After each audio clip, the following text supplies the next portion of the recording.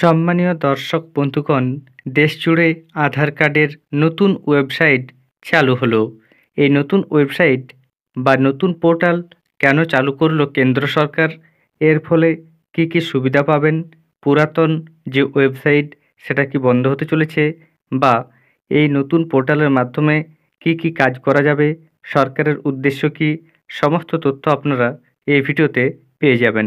তাই ভিডিওটি স্কিপ না করে দেখুন এবং চ্যানেলে নতুন হয়ে থাকলে ছোট্ট চ্যানেলটি সাবস্ক্রাইব করে নোটিফিকেশন অল করে রাখতে ভুলবেন না।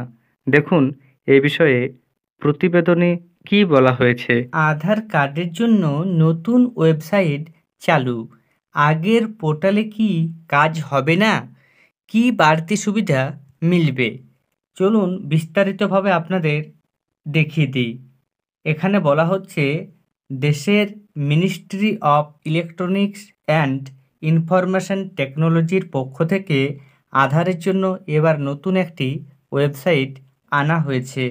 এবার থেকে আধার অথেন্টিকেশনের জন্য সমস্ত ধরনের কাজ করা যাবে এই নতুন ওয়েবসাইট থেকেই। এই প্রক্রিয়া এবার থেকে আরও সহজ হয়ে যাবে গ্রাহকদের জন্য। স্বয়ংক্রিয়ভাবেই আধার অথেন্টিকেশন করা যাবে এই পোর্টালের মাধ্যমে। এই উদ্যোগের মাধ্যমে আধার ব্যবস্থাকে আরও সুগম করার দায়িত্ব নিয়েছে কেন্দ্র।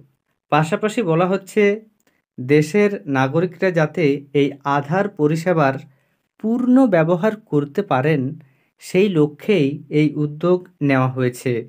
কেন্দ্র সরকার চাইছে যাতে এই আধার অথেন্টিকেশনের পদ্ধতি আরও সহজ হয়ে ওঠে এবং তা বিভিন্ন সেক্টরের জন্য একটি ইনক্লুসিভ টুলে পরিণত হয়। দেশের মধ্যে বিভিন্ন ধরনের পরিষেবা দিতে পারে আধার দপ্তর। আর এই উদ্যোগের মাধ্যমে আধার কার্ডের উপর সামগ্রিক নজরদারি বাড়ানোর চেষ্টা করছে কেন্দ্র সরকার। Ministry of electronics and information টেকনোলজির সচিব এস কৃষ্ণান জানিয়েছেন যে এই নতুন প্ল্যাটফর্মের মাধ্যমে সুষ্ঠু নজরদারি এবং সহজ প্রক্রিয়ার মাধ্যমে আধার পরিষেবা পাবেন দেশের প্রতিটি নাগরিক। সরকারের এই সিদ্ধান্তর মাধ্যমে যে সমস্ত ক্ষেত্রে আধার অথেন্টিকেশন ব্যবহার করা হয় সেই ক্ষেত্রগুলি আরও বাড়বে এবং একে জালিয়াতি বা প্রতারণার মাত্রা কমবে বলেই জানানো হয়েছে। নাগরিকদের পক্ষে অনেক সুবিধা হবে কাজকর্মে। ইউনিক আইডেন্টিফিকেশন অথরিটি অফ ইন্ডিয়ার সিইও শ্রী ভুবনেশ কুমার জানিয়েছেন, এই আধার গুড গভর্নেন্স পোর্টাল অথেন্টিকেশনের আবেদন অনুমোদন পেতে অনেক সুবিধা করে দেবে গ্রাহকদের। কিভাবে এই পোর্টাল ব্যবহার করবেন সেটাও এখানে বলা হয়েছে। এর জন্য আপনাদের প্রথমে চলে যেতে হবে swik.meity.gov.in এই পোর্টালে চলে যেতে হবে।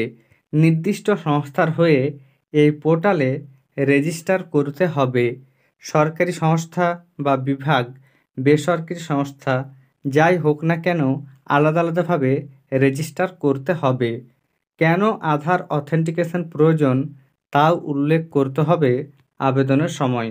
এরপরে নিয়ন্ত্রকের বিধি মেনে আবেদন গৃহীত হবে। একবার অনুমোদন মিললে সেই সংস্থাগুলি তাদের অ্যাপে এবং সুরক্ষা বলয়ে এই পোর্টালের সহায়তায় আধার অথেন্টিকেশন করাতে পারবেন। কি কি কাজ করবে এই পোর্টাল সেটাও বলা হয়েছে। সুরক্ষা আরও মজবুত করবে, ওটিপি ভিত্তিক অথেন্টিকেশনের উপর নির্ভরতা কমবে। এছাড়া বায়োমেট্রিক ভিত্তিক অথেন্টিকেশনের ব্যবহার বাড়িয়ে তুলবে। যে কোনো ইন্ডাস্ট্রিতে সার্ভিস প্রোভাইডারদের ক্ষেত্রে ইকেওয়াইসি পদ্ধতি আরও সহজতর করে তুলবে। ধন্যবাদ।